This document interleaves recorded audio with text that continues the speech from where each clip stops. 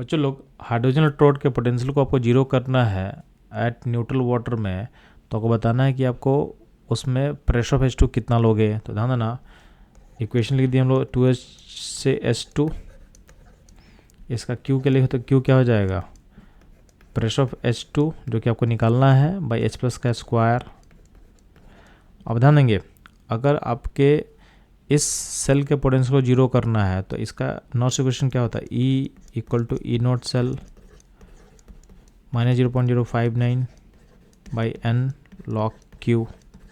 अब ध्यान देंगे, चूँकि हाइड्रोजन सेल है तो हाइड्रोजन सेल का जो ई नोट वैल्यू होता है वो कितना होता है, जीरो होता है, तो ये बाई डिफ़ॉल्ट जीरो है। तो ई इक्वल टू क्या होगा, minus 0.059 by n log Q.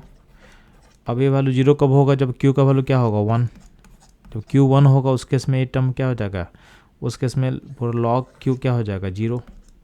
तो आपको उस केस में आपका ई सेल क्या हो जाएगा, जीरो। अब क्यू का वैल्यू 1 कब होगा, तो ध्यान देना, जब क्यू का वैल्यू 1 होगा जब आपका प्रेशर ऑफ H2 का जो वैल्यू होगा H प्लस के स्क्वायर के इक्वल होगा न्यूमरिकली। तो यहाँ पे ध्यान देना, H प्लस का न्यूट्रल में कॉन्सेंट्रेशन का वैल्यू कितना होता है, तो H प्लस का अमाउंट का वैल्यू होता है 10⁻⁷।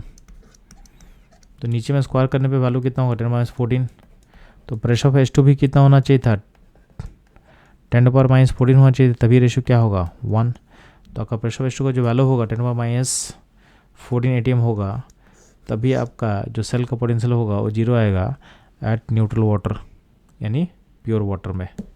तो बच्चों ये था इस क्वेश्चन का सॉल्यूशन। मूव करता हूँ नेक्स्ट क्वेश्चन के एनालिसिस पे।